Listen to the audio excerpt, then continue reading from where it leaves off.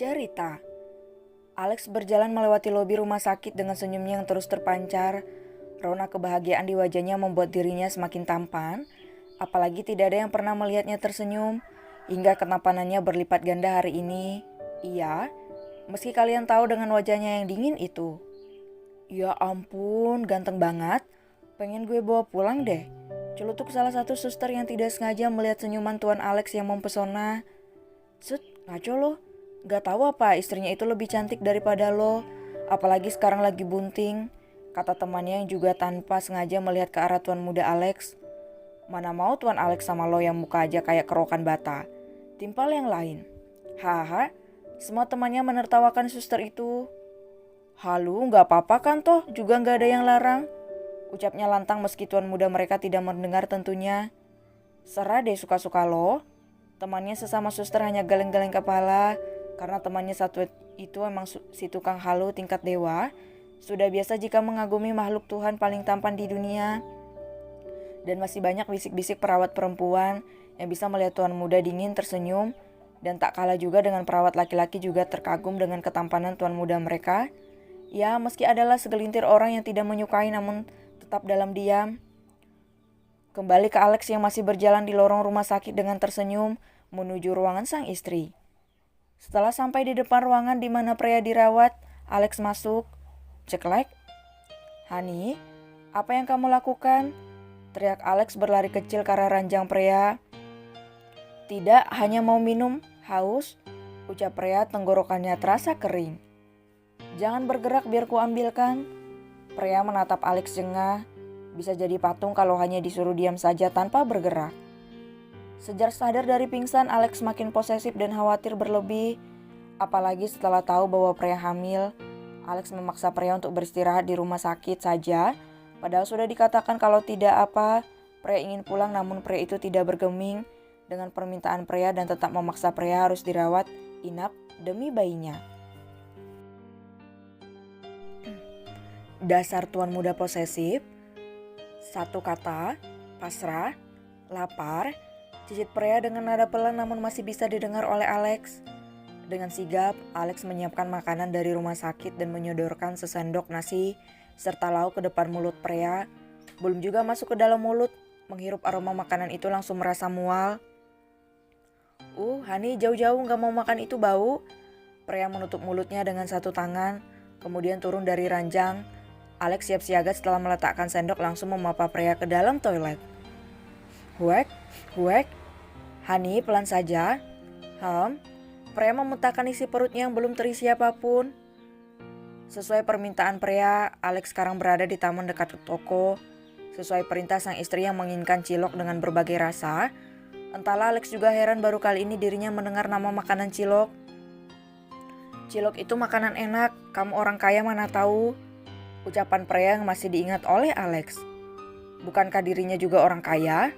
Bagaimana dulu saat dirinya mengandung si kembar pasti sangat kesusahan. Batin Alex bergidik. Hais, makanan apa coba itu? Alex berkeliling taman namun tidak ada apa yang dimaksudkan pria. Lebih baik ke toko dulu minta tolong ke anak buah pria saja, gumamnya. Alex berjalan ke arah toko. Setelah sampai, Alex langsung disapa Nao dan Rina yang dipercayakan untuk menjaga toko selama pria tidak berada di tempat. Selamat pagi tuan. Ucap keduanya serempak karena masih sungkan.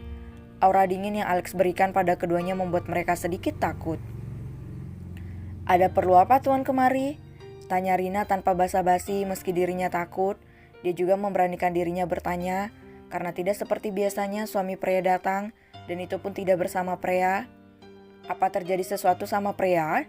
Tanya Nao tanpa ragu. Khawatirannya mencuat. Alex melihat itu sangat senang. Beruntung istriku mempunyai mereka berdua yang selalu menemaninya di saat aku tidak ada dulu. Batin Alex yang masih diam dengan wajah datarnya. Tuan, tanya keduanya karena Alex diam tidak menjawab. Iya, itu terjadi sesuatu padanya. Dinginnya meski Begitu Alex tetap sopan pada keduanya. Apa? Rin, lebih baik kita tutup tokonya, kita jenguk Prea, ucap Nao panik. Iya kamu benar, sekarang kita tutup, ucap Rina yang juga ikut panik. Tidak apa, bukan sesuatu yang gawat. Hanya saja Prea sedang hamil dan dia meminta sesuatu tapi saya tidak tahu apa itu. Meski dengan nada datar, Rina dan Nao saling melirik. Mereka bernapas lega mendengar penjelasan Tuan Alex. Apa Tuan? Kalau kami tahu pasti akan bantu, ucap Rina diangguki Nao. Prea ingin makan cilok di dekat taman. Saya tidak tahu apa itu cilok, ucap Alex lagi. Nao dan Rina yang mendengar hanya tertawa dan juga sedikit heran padahal cilok dari dulu sudah ngehits, tapi tuan muda ini tidak tahu sama sekali. Hihi, jadi ingat dulu ya Rin, ucap Nao antusias. Iya, waktu hamil si kembar juga begitu. Tiap minggu pasti Prea menyuruh kita beli. Karena dulu penghasilan toko ini tidak seberapa jadi harus sangat menghemat, ucap Rina. Anda tahu Tuan, dulu saat tidak ada orang yang membeli mainan di toko ini, maka kami akan berkeliling kampung menjajakan mainan agar kami bisa membeli makanan. Cerita Rina lagi tanpa sengaja mengingat sedikit cerita masa lalu. Iya Rin, aku ingat saat perut Prea membesar bahkan dia tidak mau, hanya diam saja dan malah ikut kita berjualan keliling padahal sudah kita larang. Sambung Nao mengingat dulu betapa perjuangan Prea dan mereka hingga ke titik ini. Iya, alhasil besoknya Prea sakit karena kelelahan itu pun selama 3 hari. Beruntung waktu itu ada warga yang menolong kita dan membawa Prea ke rumah sakit. Entahlah jika tidak ada apa yang akan terjadi. Dek, Alex diam. Jantungnya seakan berhenti mendengar obrolan keduanya yang membahas Prea di masa lalu. Kita ngomongin masa lalu? Lirik Rina melihat raut wajah Alex. Entahlah. Iya ya. Tuan, saya panggil dulu tukang ciloknya, mungkin tidak terlalu jauh, ucap Nao sambil berlalu keluar toko. Hanya jawaban itu yang mampu Alex keluarkan dari dalam mulutnya. Tuan, katakan. Nona Prea sedang berada di rumah sakit, ucap anak buah bayangan yang telah ditugaskan Lan untuk memantau Prea dari jauh. Apa? Kenapa baru bilang sekarang Tapi Tuan, cukup saya akan ke sana sendiri, kamu tetap pantau dari jauh. Siap Tuan. Setelah keluar melesat melalui jendela hingga tak terlihat lagi, si bos bagaimana aku harus mengatakannya? Terserahlah, tugasku hanya memberikan laporan bukan hal yang lainnya, biar bos tahu sendiri. Sedangkan Lan bersiap-siap ke rumah sakit. Setelah selesai dirinya langsung meluncur. Tidak boleh terjadi apapun padamu gadis kecilku, batin Lan. Dia berkendara dengan kecepatan tinggi menuju rumah sakit.